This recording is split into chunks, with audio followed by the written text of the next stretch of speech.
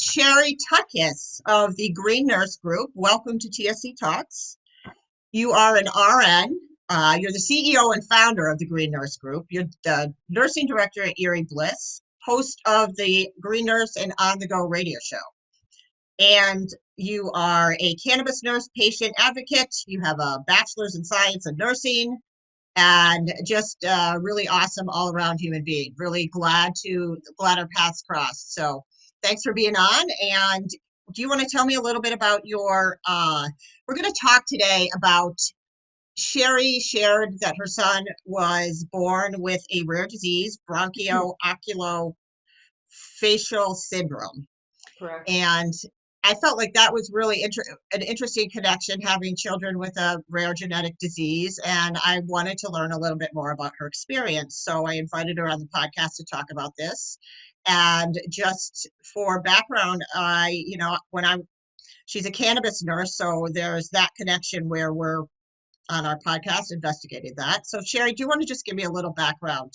Sure. Thank you so much for having me on your show. I'm really pleasure. Grateful to be able to share information and to bring hope and healing to more of our communities.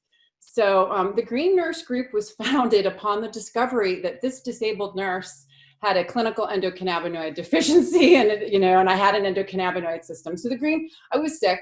I got sick in 2012. Very, very sick, and gastrointestinal illness that I acquired at work, in the ICU, literally colon almost exploded, wasn't absorbing nutrients. It was just one chronic problem after another. And then I found cannabis. Cannabis was the key that unlocked the door to this largest neurotransmitter signaling system in my body that allowed everything that wasn't working in my treatment plan to start working better. And that's what I teach about. I teach about the endocannabinoid system, how we upregulate it, and how cannabinoids in plant medicine can bridge the gap from what we're not getting from traditional medicine. So with that being said, I founded the Green Nurse Group. We're a group of registered nurses. We're all holistic nurses. We're all cannabis nurses, and we're all cannabis patients. So we understand how to utilize this plant to the highest medicinal capacity, how to utilize this plant in conjunction with other holistic healing or alternative integrative, functional modalities to really help people to regulate the system to bring optimal health and wellness. One of the things that I always teach when I'm working with patients is health is not necessarily the absence of illness or disease, right? It's not. It's about doing the best that we can with what we have right here, right now, to live our best lives. I love that. Thanks. Yeah. Coming from the tradition, you were a registered nurse. I guess that's one thing that I am really struggling with on a daily basis is the divide between traditional and alternative medicine. And I just wanted to ask you, was it your personal experience with cannabis that made you kind of step into this space? No, as a matter of fact, it wasn't. I've always been a holistic healing nurse. Okay, yeah. So prior to me getting sick, this is the part that's interesting, is that not only did I work in the traditional system, I worked at 3 big teaching hospitals. But I was reading that. But I also had an alternative healing practice where I do energy work, Reiki, healing. I did nutraceuticals. I taught in education and nutrition. I'm a nutraceutical consultant, which is pharmaceutical grade supplements. So teaching health and wellness, working on mind, body, and spirit outside the hospital setting as another way to educate the community on different holistic tools. So, nutrition, aromatherapy, essential oils, energy work. So all of these other tools were already in my life. So when I got sick, not only did I do what the traditional system told me to do, I did everything that the doctors told me to, but I also embarked upon that holistic healing trajectory at the same time in hopes that both the traditional and the holistic alternative would work in conjunction together. What happened was that didn't happen. Okay? I was going to say, if you had said it happened, I'd be like, well, no. Tell me how.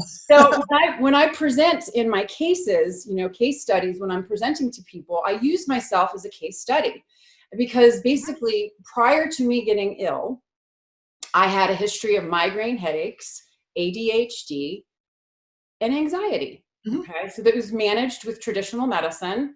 I was functioning, I was healthy, single mother of 3, child with a disability that we're going to talk about.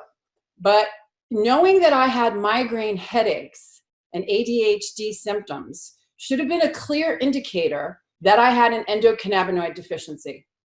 Okay, so everything that we do or don't do in our lives as far as health and wellness affects this neurotransmitter signaling system called the endocannabinoid system. And that the job of that system is to bring balance. So I already started behind the 8 ball. So if you think about the things that upregulate and downregulate this system, a lot of the things the traditional system was having me do was making my endocannabinoid system less decreased tone, right? So here's the things that dysregulate the endocannabinoid system. Okay. Nutrition. So I was completely nutritionally depleted, okay, because I couldn't absorb nutrients. So in the traditional world, that would mean fast food, fried food, fake food, artificial flavors, artificial colorings, trans fat, sugar, hydrogenated oils, high fructose corn syrup. Those things downregulate our endocannabinoid system. Okay, so I wasn't absorbing nutrients, literally living on sugar because it was the only thing I could get into my system, which downregulates. Then I was on by the end, before I discovered cannabis, I was on over 16 pharmaceuticals. No way. Yeah, way. 16. Yes. So as I've learned over time, if you're taking more than 10 pharmaceuticals, there's a 100% chance of having a adverse drug reaction. Polypharmacy. Chance. Polypharmacy. So I fit into that polypharmacy category.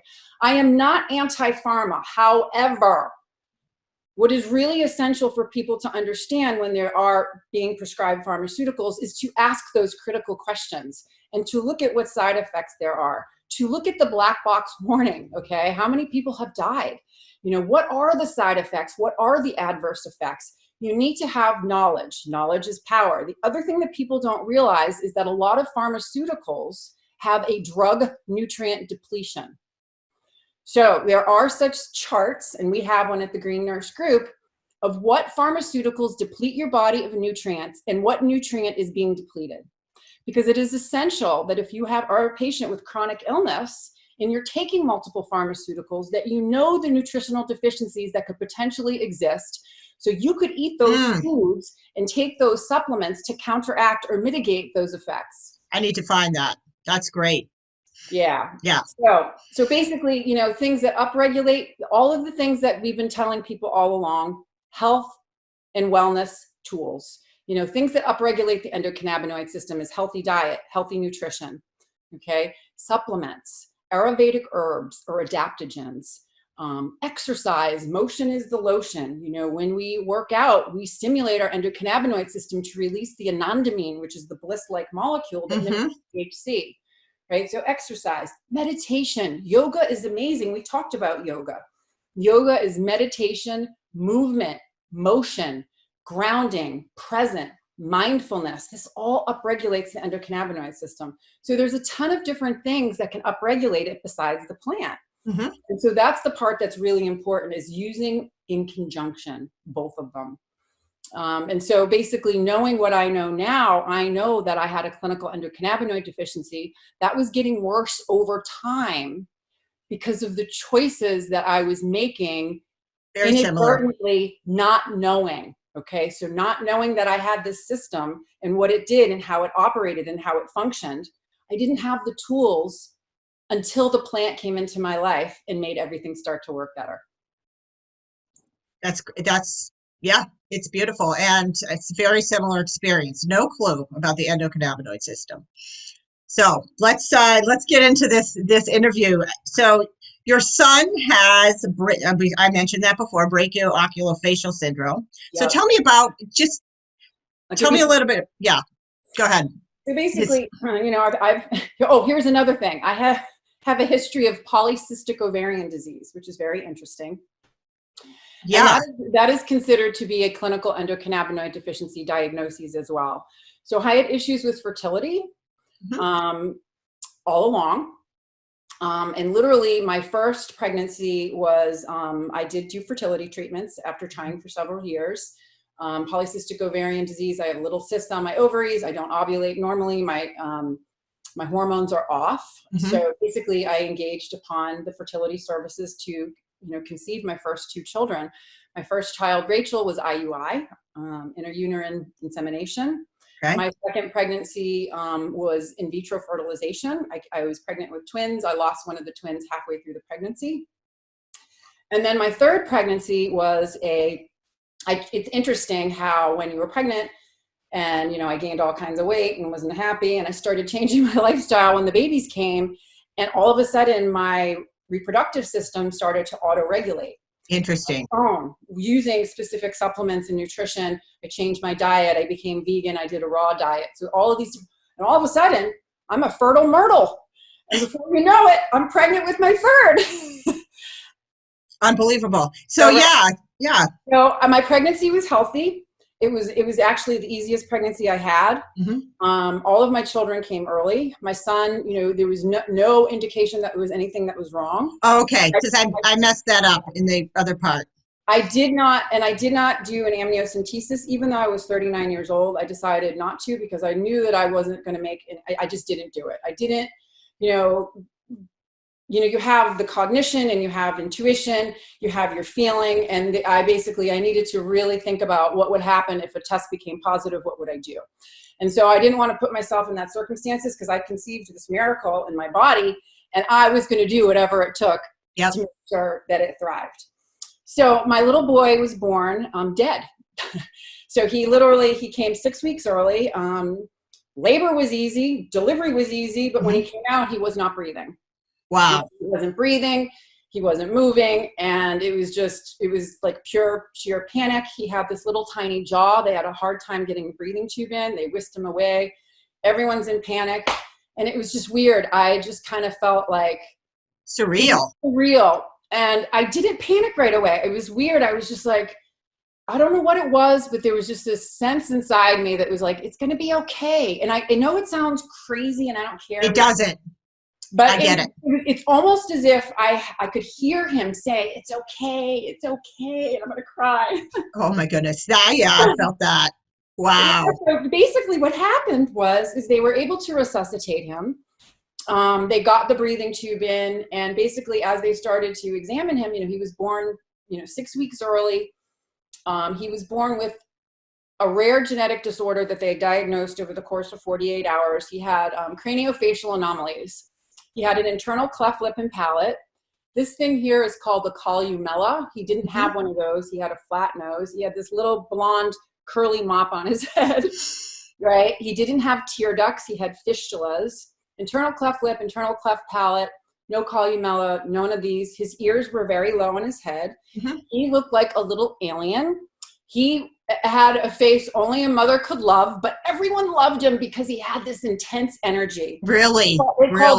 They called him Superman because they couldn't believe the way he was flipping himself around in the incubator, pulling out tubes. It was like wiggling. He was like a little Houdini. And literally it was insane. So here we are, we have information that's coming from the traditional medical system. I have a feeling everything's going to be okay. I see my son, and then they tell me that he has this rare genetic disorder. So they said he was going to be he had an enlarged heart, an enlarged spleen. They said he was going to be mentally retarded. They said he had a little tongue, and they thought he may have another genetic disorder called Pierre-Robin syndrome. So when he laid on his back and would breathe, his tongue would flip back to the back of his throat, cut off his windpipe, his epiglottis. Oh my goodness. Would stop breathing. So they had to have him face down. So he had right? So and then you have this kid, they're trying to feed him. He has a very poor suck reflex. It would literally take him probably an hour to get a half an ounce in. So they kept putting feeding tubes in, he kept pulling them out, and finally we had to go the G-tube route. Okay. So, they said he was completely 100% deaf, that he had sensory neural hearing loss, which is different than bone conduction hearing loss. But in the end, everything that they said didn't come true. Okay, so that's the bottom line of this story. Yeah. That Yeah. he did have these craniofacial anomalies that required over 15 surgeries, and we can go over all that in a minute. But the things that they said about the mental retardation was not true. They, you know, the surgical stuff they were able to do. He basically, I engaged upon a journey with him that I would do anything for him. It was kind of like, I just gotta do this. And so, you know, he became my full-time job. I in the bet. hospital for over 4 months. I'm kind of getting distracted, so I want you to ask the questions because there's so much I could talk about. No, I was going to say, how did you handle that? You know, I think as a mother, you know, you always have that fear that my child's going to come out looking abnormal. And just how did you do that? I mean, I knew that when my last three were born that they would have this condition, but it Yeah. didn't involve any facial anomalies, and I kind of knew what I was getting into, and at least initially. But so, you know, I have to ask that question. How did you handle that? Was it tapped into what you said? You felt like, you know, you felt like you were going to be able to do it. Like There was just some, it was like I got back to really basics of self-care and being present, grounded, and okay, mindful. So I had already had a lot of those spiritual tools. I mean, I'm going that's to tell great. you, honestly, my son opened up the door to the unseen world for me, which is a whole other show. But literally, I kind of felt like, and I know it sounds crazy, but I'm sure other mothers can agree or associate or identify, that I just felt a really strong connection with him and being able to understand what his needs were, even Mm, before we could communicate. And it was telepathic. yeah. Who knows, you know, but energy, I felt it. I knew it. Like, so I knew what he felt. I knew what he needed. I knew. And how I know, I don't know, but I knew. Well, that taps in really, I mean, that's beautiful. Taps into what we are going to talk about in the home birthing. And I didn't have that experience. And I think I know why looking back, but seeing the difference of having those resources, inner resources, and the training that you'd had kind of came together. And I'm not making light of it because that's just a huge low mental psychic load that Yeah, happened in those it, moments. So trauma. I mean, it's major interesting. trauma. We talk Yeah. about medical trauma, and this was, you know, on a mental, emotional, psychological level. You know, when parents are faced with children with chronic illness or debilitating rare genetic disorders or conditions, we feel hopeless and helpless because this is something that we can't control. So It's like, really, it gets back to what can I control? You know, even if I can't control my emotions, you know, even if I'm out of control, like hysterical or anxiety ridden or sad, I still can't have the ability to control what I'm doing and not doing in my life. And so what I knew to be true is the order for me to be the best version of myself, I needed to do everything that I could to take care of myself. And that included my mental health.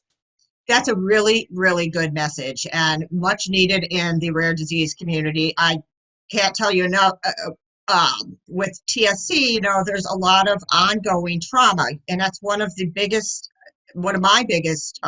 awarenesses was that there wasn't going to be a plateau. I was going to be moving in and out of these traumatic situations, and it's traumatic for my child, but it's also traumatic for me, and that's something that's not talked about enough because you don't want to feel guilty about, you know, feeling bad, you know, having trauma from your own child and making them feel worse. But at the same time, you need a place for that. And I think that, again, it taps into a mother going into a hospital and wanting to be able to tap into these tools and these connections when you're going through a birthing experience, and how complicated it can get in traditional medicine. So especially with the child that has a rare disease. So Yes. really, yeah, really interesting. And Yep. wow. So treatments and procedures. So he's in the NICU, and obviously he got out of the NICU. And so where did you go? What was the next step after that? So he was in the hospital for 4 months in the Mhm. intensive care unit, going back That's a and forth. long time. Yeah, going back and forth between Beth Israel Deaconess Medical Center and Children's Hospital Okay. for various procedures. And once he was able to, you know, not stop breathing for minutes at a time and not regurgitate food. Like he had to be stable, and it took a while. Okay. So Okay. he became stable. And then when we came home, we embarked upon the journey of, you know, working with the system, you know, getting services set up with him, you know, getting him on Mass Health. Yep. You know, is he eligible for disability? Is he considered to be disabled? You know, these are all the questions you didn't know. Tapping into social services, tapping into the deaf community, tapping into the rare genetic disorder community, finding out if there was other people in the world that had this condition. I bet. So, you know, tapping into all of that, and then at the same time setting up services and bringing him to services, and at the same time trying to take care of a household. I had to stop working. My son and my family became my full-time job.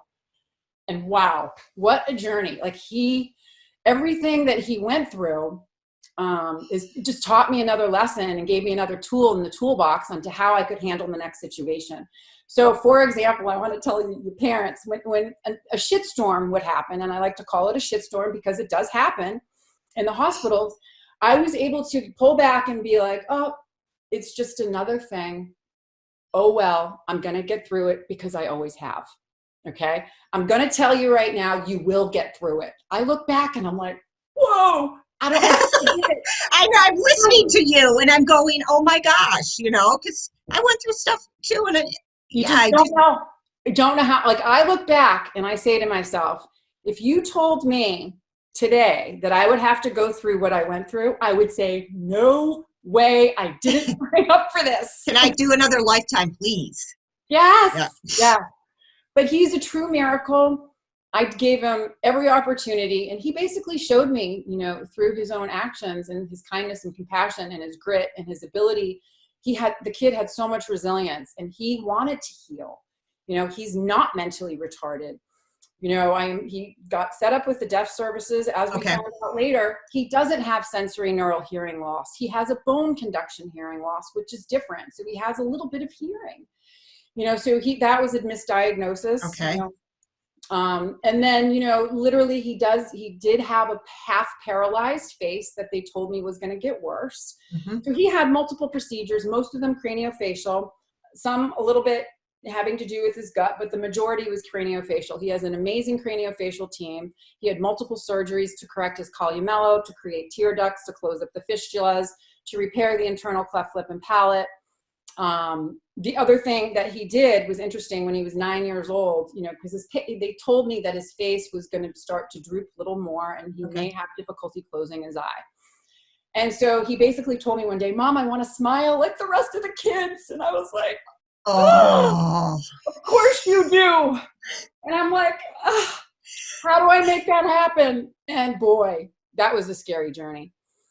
So we literally embarked upon the journey of having my boy get a smile, and the amazing craniofacial team at Children's Hospital put together, you know, he did an experimental surgery where it's called facial reanimation. Yeah, that's really interesting. Yep. A surgical team of 16 hours working on him. They took a big giant muscle from his leg, vein to vein, artery to artery, nerve to nerve, peeled his face back, stuck the muscle in his face. He was in the ICU. They said he was going to be hospitalized for 2 weeks. I got him out in 7 days. I was there around the clock in the ICU for literally like 4.5, 5 days, and then on the floor for a couple more. And he just pushed through and was able to get home. And basically they didn't know. They said it would evolve over time. Would the nerve take and would it connect and would it work? So here we are on another, I don't know, here we are going through 16 hours of surgery, 10 days in the hospital, not knowing if this is going to work or not. Wow. Wow. Right? How did you, was that another, you know, faith type? Like that was another faith-based thing, honestly, you know. That's all you have. That's it. And then literally one morning when I was waking him up for school, it was hilarious. And I got the best pictures. Waking him up for school, all of a sudden he sits up in bed and he smiles. I was like, oh! I was, oh my, and then it was just like, he goes, Mom, I think I'm smiling too much.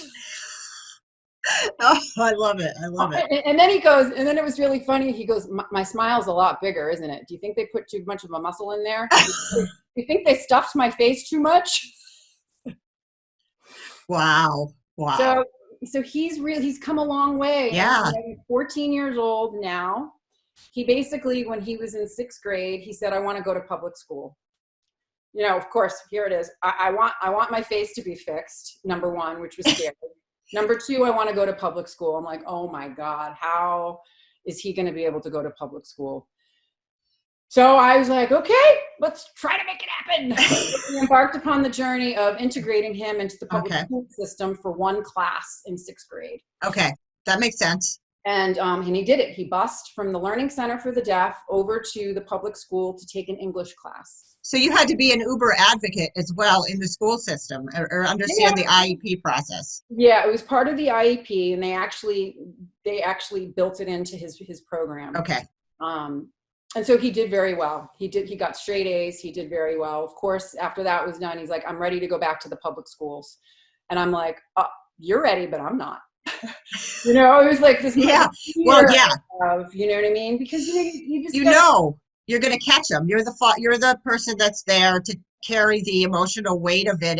Even if they don't know that you're doing that, but it's natural. But he did it. So, you know, I'll have to say I'm very grateful for the Braintree public school system. I'm going to give them a 2 thumbs up right here and now, and I hope that they see this. I'm sure I'm going to share it. But Excellent. They did everything that they could to get my son in public school. And basically the bottom line is he fully integrated into 7th grade. He's now in 8th grade. Okay. He is, okay, so, but they held him back a year. He actually, when he was in the deaf school, said he was going to be mentally retarded. When he was in the Learning Center for the Deaf, he actually bumped up a grade, okay, which is interesting. He was very, very intelligent, very universally intelligent too. Says the most profound things that I've ever heard in my life. But anyways, awesome. So when we decided to transition to public school, they wanted to pull him back to his appropriate age level, which I thought was appropriate. I'm like, that's perfect.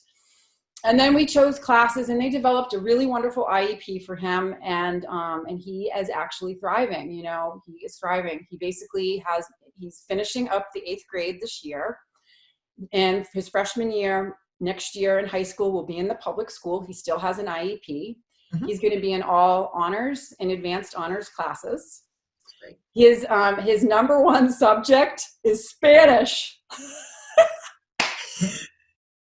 My daughter is fluent in Spanish. My daughter on the spectrum. Well, can I tell you, here's another funny story. This is how funny my kid is. So the teachers called me up one day and they said, where did your son learn the British accent? Where did the British accent come from? What? And I said, what British accent? They said to me, because they do at the Learning Center for the Deaf, they would do sign reading, and then they would do auditory reading to give children the opportunity to learn multiple ways. Okay. So anyway, they take turns reading. No one wanted to read. They all wanted Nick to read, because when he read with a British accent. So when he came home, what a love. Oh my God, Mom, it's very difficult. I mean, I was like, what? So he comes from school, and I said, Nick, what's up with the British accent? I said, I hear none of the kids want to read because you're talking with the British accent. What's up with that? He goes, Mom, I'm fluent in English, and I'm fluent in American Sign Language, and I wanted to learn a 3rd language, and I thought British would be a good language to learn. Oh my gosh, that's adorable. It was, and this is the part that's just so cool about these kids too. The other thing is that, oftentimes as parents, we may feel sorry for our kid, and we may feel bad. He doesn't feel sorry for himself. He doesn't feel bad. He doesn't, he wishes that he has more friends, but that's so he's learning how to adapt. He's learned how to adapt. He's learned how to advocate for himself, and it's taken the system to do that. And so as parents, the most important thing that you can do is to learn everything you can about what is out there. It is time consuming, but I'm telling you, it's worth it. I mean, when I look and I see what my son's doing. Unbelievable. Yeah, I guess, wrangling. I would cry. I'm sorry. It's all right. It's okay. But it's tears of gratitude. And basically it's because this situation that I went through taught me so much about children. This is a great story too. I was afraid to be a pediatric nurse. I almost failed pediatrics because I was afraid I was going to hurt the kids. Really? Huh. Yeah. And the part that's interesting is that kids don't know there's anything wrong, and they don't feel pain unless you're actually doing something to them, and they get over it really fast. All they want to do is go back to what they were doing. It's all this head game we put on it. And yes, it's our perception. It was my perception of what I thought my son was experiencing. That's a very good point. I get caught up in that. I get caught up in my experience of what I think it would be like compared to. And projecting. So I'm projecting. It's like, I'm not in his head. I'm not in his body. I don't know what he thinks. I don't know what he feels.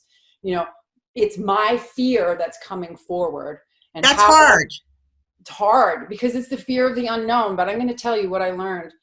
And one of my spiritual teachers said to me, there is far more power in the unknown than there is the known, because of our ability to co-create and to change the trajectory of our lives based on choices that we make.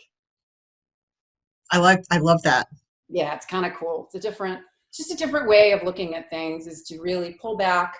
This is when all those spiritual tools come into play. Right. I was going to say, you have so many places to draw from. And I think that is something that people that are dealing with circumstances that are not going to improve to where you're not always involved, need to look for extra tools. They need to find as many ways to supplement when there's a huge stressor in one area.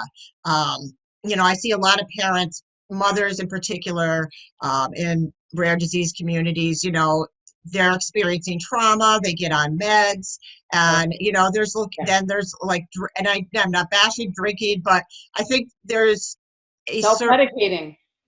They're self-medicating. I did it, and it's hard if you don't know about these other tools and these other like the spiritual, the full psychosocial, all of that. I mean, I didn't know anything about that, or that you are experiencing trauma, and to validate that. And and the thing is too, is I'm not going to lie, I was put on pharmaceuticals for this. Of course, I don't know how. I mean, I look back and I think, I don't know if I can't second guess, but they served a purpose. They totally served a purpose. Yeah. And now what I know now, I would probably make a different choice, but that's okay. With people, you do the best with what you have, with what's right in front of you. Based on the information that I had, it was either the pharmaceutical or suffer. So I'm seriously. I'm choosing the med. Sorry, I'm not into suffering. Yeah, me too. I was like, I can only take so much here. Okay. Yes. But oh my gosh. Yeah, so I think that you've gone through, let's see. Oh, yeah, how has so your son's remained really positive. Now, to me, I'm sure you had some really dark moments, but it sounds like you're a really, very have positive. I gotten mad and angry? Yes. Yeah, okay, good. I'm human, of course. Have I overreacted? Absolutely overreacted. Have I been entitled at times? Absolutely been entitled. It's all fear. It was all fear and not having control, right? So my fear made me feel out of control. So what can I control? I try to control other people, and we can't control anyone. We can't, and that's the part, that was the biggest lesson that I learned. And he taught me that, he taught me that, of where my power lies and where it doesn't lie, and how to choose and pick my battles, and what's important and what's not important, and in the grand scheme of life, when you can pull back from that and just see, like, what am I doing to be the best version of myself so I can help my child thrive? Yes, absolutely. It's a beautiful, beautiful message. And wow.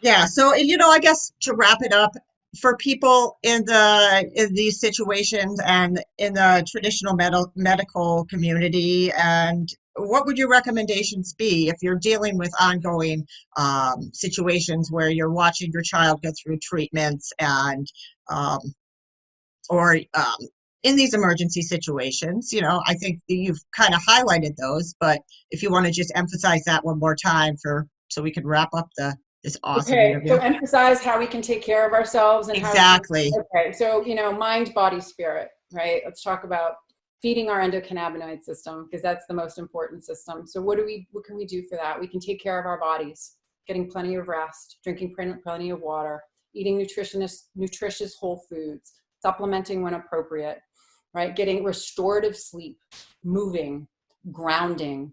I love yoga. It's simple. Even as sick as I was able to get on the floor, even just for a few minutes.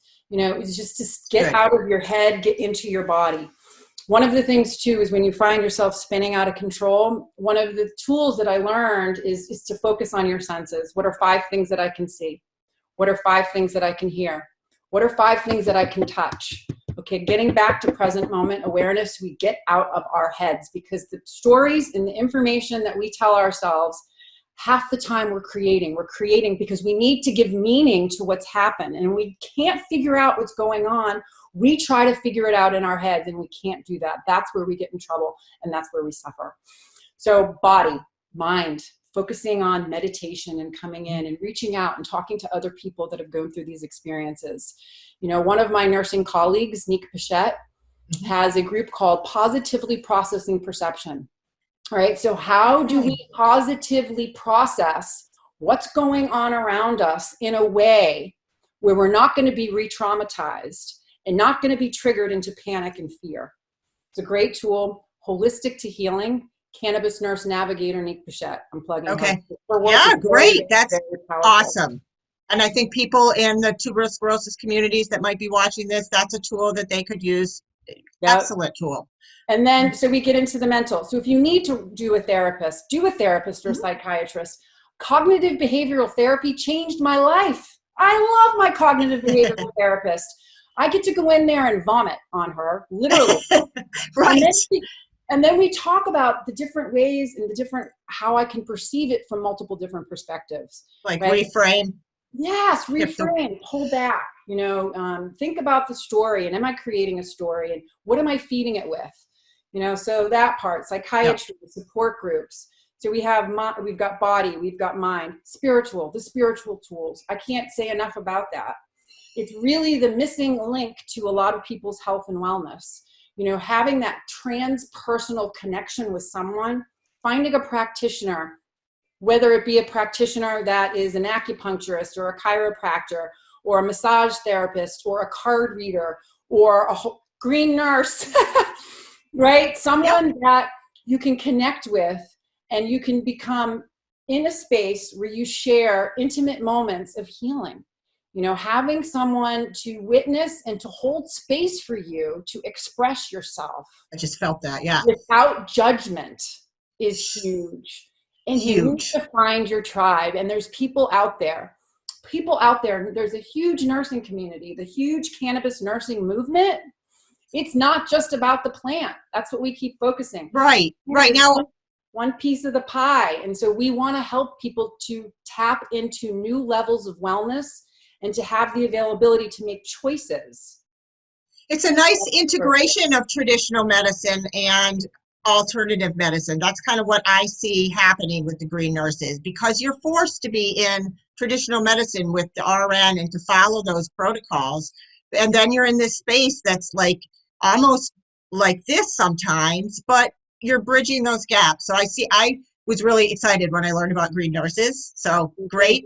Yeah, great tool. And stigma. Now, we'll wrap this up, but have you experienced a lot of that from the traditional nursing community and just at large? Has that been when it comes to cannabis? When it comes to cannabis, right. Good question.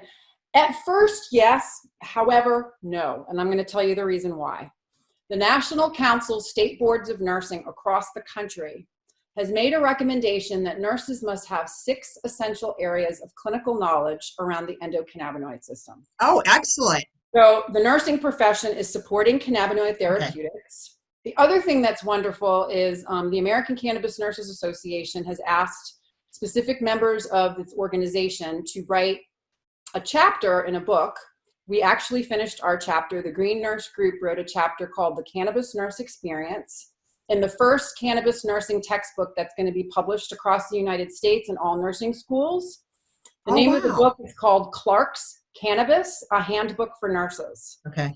So we, in that book, in that handbook or textbook, we talk about multiple systems. We talk about the history of cannabis. We talk about prohibition. We talk about medical and doctors. We give case studies. Our chapter is the Cannabis Nurse Experience, which is about what we're seeing in the communities, what we're seeing in patients, what patients' questions are, what their concerns are.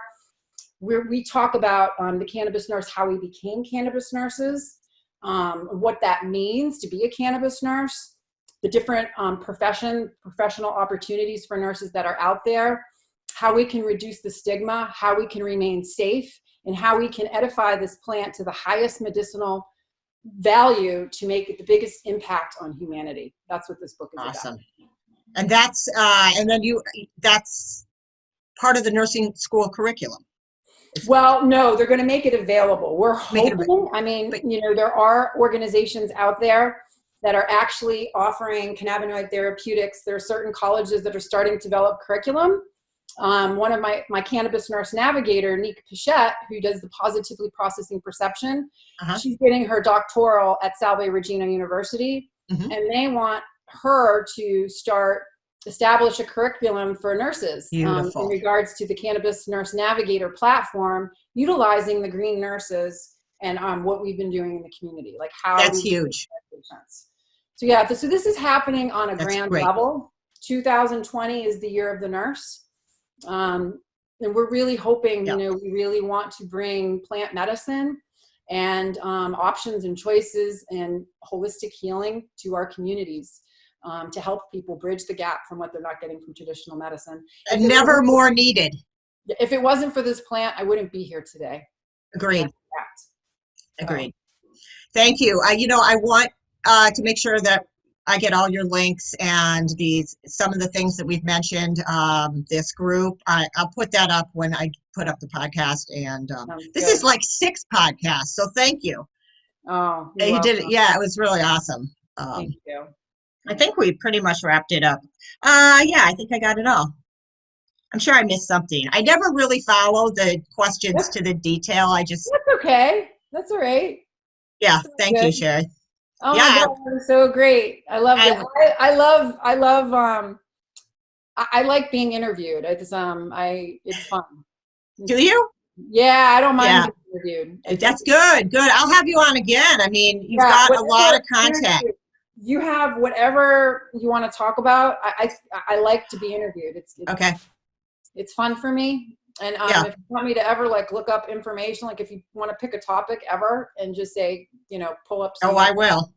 I'd love to do it. Great. Yeah, I'm kind of going in more of a alt med for the, you know, kind of being the TSC alt med resource in some ways. Yeah. And yeah, I love it. I love when I stepped into the cannabis community, I felt like I kind of found my tribe in a certain sense. Yeah. You know, still figuring it out, but yeah, I love it. So thanks. Oh, you're welcome. All right. You're welcome. Will you just let me know when it's going to go up? So absolutely. I'll probably send it to you to preview. Yeah, I do that. So, all right. All right. Take care. Good. Yeah. Stay safe. Bye. Thank you. You too. All right. Bye.